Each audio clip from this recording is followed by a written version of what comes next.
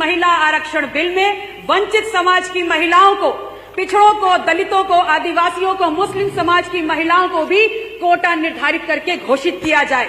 विपक्ष की इस मांग को भारतीय जनता पार्टी की सरकार ने सिरे से नकारते हुए अपनी नियत और नीति का परिचय जरूर दे दिया कि असल में भारतीय जनता पार्टी की सरकार आरक्षण देना ही नहीं चाहती है। वो आरक्षण जो कहीं ना कहीं लैंगिक बाध्यताओं को तोड़ता है और शायद इसीलिए उसमें परिसीमन और जनसंख्या जैसे सवालों को जोड़ करके लंबित करने का काम किया गया।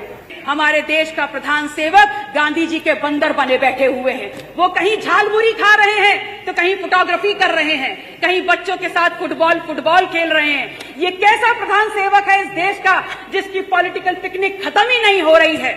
और आपके सामने यकायक ये महामानव अवतरित होते हैं तब जब 3 दिन के सत्र के बाद आपके कुत्सित मंसूबों को समूचा विपक्ष धराशायी करने का काम करता है। आप आते हैं, आप अवतरित होते हैं हमारे सामने तमाम सरकारी प्लेटफॉर्म्स को यूज करके, जैसे दूरदर्शन, जैसे संसद टीवी, रोना रट्टा मचा देते हैं। और क्या बोलते हैं? किस लिए आते हैं? इसलिए आते हैं because you wanted to build a political narrative कि विधानसभा सत्र का एक और दिन भारतीय जनता पार्टी के षड्यंत्र की भेंट चढ़ गया। 1986 में प्रथम बार महिला आरक्षण बिल सदन में प्रस्तुत किया गया और तब से लगभग 27 वर्षों के संघर्ष के बाद और सबसे ज्यादा दर्ज भारतीय जनता पार्टी के द्वारा किंतु परंतु के बावजूद समूचे विपक्ष के समर्थन के साथ 454 समर्थित वोट के साथ संविधान के 106 संशोधन के साथ ये महिला आरक्षण बिल सितंबर 2023 को पारित हुआ। लेकिन गौर करने वाली बात यह है कि जिस विपक्ष ने समर्थन देकर के इस महिला आरक्षण बिल को सितंबर 2023 में पारित किया, उसने इस बात की मांग को भी रखा कि इस महिला आरक्षण बिल में वंचित समाज की महिलाओं को, पिछड़ों को, दलितों को, आदिवासियों को, मुस्लिम समाज की महिलाओं को भी कोटा निर्धारित करके घोषित किया जाए। विपक्ष की इस मांग को भारतीय जनता पार्टी की सरकार ने सिरे से नकारते हुए अपनी नियत और नीति का परिचय जरूर दे दिया। मैं ये जरूर कहना चाहूंगी कि उससे भी ज्यादा कड़वी सच्चाई ये है कि असल में भारतीय जनता पार्टी की सरकार आरक्षण देना ही नहीं चाहती है। वो आरक्षण जो कहीं ना कहीं लैंगिक बाध्यताओं को तोड़ता है और शायद इसीलिए उसमें परिसीमन और जनसंख्या जैसे सवालों को जोड़ करके लंबित करने का काम किया गया। लेकिन माननीय अधिष्ठाता महोदय, पता नहीं लगभग 30 महीने के अंतराल के बाद ऐसा क्या होता है कि भारतीय जनता पार्टी के प्रधान सेवक और भारतीय जनता पार्टी की केंद्र की सरकार 3 दिवसीय विशेष सत्र आहूत करती है। अपनी चिरपरिचित प्रवृत्ति के अनुरूप संविधान संशोधन 131 के प्रथम दिन की मध्य रात्रि को ही इस महिला आरक्षण बिल को आधिकारिक तौर पर अधिसूचित किया जाता है और उसी तारीख 16 अप्रैल 2026 से ये महिला आरक्षण बिल इस देश में लागू हो जाता है। यह सत्र भारतीय जनता पार्टी को बहुत बेहतर तरीके से पता था कि ये 3 दिवसीय का विशेष सत्र कहीं से भी महिला आरक्षण बिल से संबंधित नहीं है। अगर ये 3 दिवसीय सत्र कुछ था तो ये था संविधान के 131वें संशोधन परिसीमन के मुद्दे पर। अगर ये सत्र कुछ था तो ये सत्र था रिप्रेजेंटेशन ऑफ स्टेट्स के मुद्दे पर। अगर ये सत्र कुछ था तो ये सत्र था जनगणना के मुद्दे पर। भारतीय जनता पार्टी इस बात को भली भांति जानती थी कि ये संशोधन किसी भी स्थिति परिस्थिति में आप पारित नहीं करा पाएंगे और इसीलिए इस सदन उस सत्र के खत्म होते होते रोना रट्टा मचाते हुए महिला आरक्षण बिल के झूठे नकाब को पहना करके तमाम विपक्षी पार्टियों, तमाम विपक्षी नेताओं के खिलाफ प्रधान सेवक और जिन जिन राज्यों में भारतीय जनता पार्टी की सरकारें हैं वहां पर आपने बिना मांगी हुई आपने सफाई देने का काम किया, निंदा प्रस्ताव लाने का काम किया, सड़कों पे अराजकता फैलाते हुए आपने प्रदर्शन करने का काम किया। यहाँ तक कि अनावश्यक आपने पुतला दहन का, आत्मघाती पुतला दहन के कार्यक्रम का आयोजन भी किया, जो कहीं ना कहीं आपकी चोर की दाढ़ी में तिनका होने का प्रखर सबूत प्रस्तुत करता है।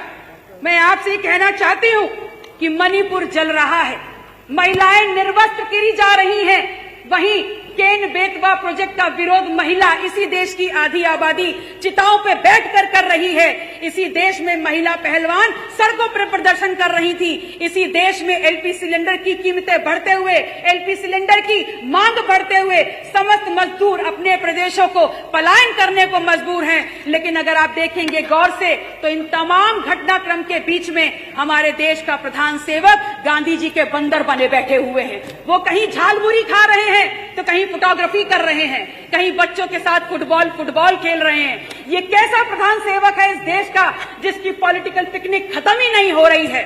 और आपके सामने यकायक ये महामानव अवतरित होते हैं तब जब 3 दिन के सत्र के बाद आपके कुत्सित मंसूबों को समूचा विपक्ष धराशायी करने का काम करता है। आप आते हैं, आप अवतरित होते हैं हमारे सामने तमाम सरकारी प्लेटफॉर्म्स को यूज करके, जैसे दूरदर्शन, जैसे संसद टीवी, रोना रट्टा मचा देते हैं। और क्या बोलते हैं, किस लिए आते हैं? इसलिए आते हैं because you wanted to build a political narrative and that too when just before when the elections of various states were going on in Indian country।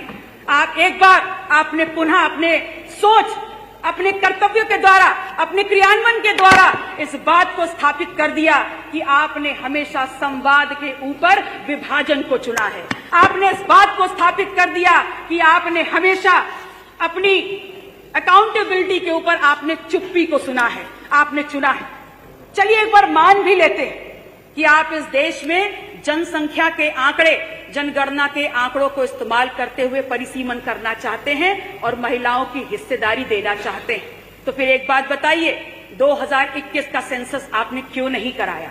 तब आपने बहाना कह करके 2021 के सेंसस को इसलिए टाल दिया कि कोविड का पैंडेमिक है।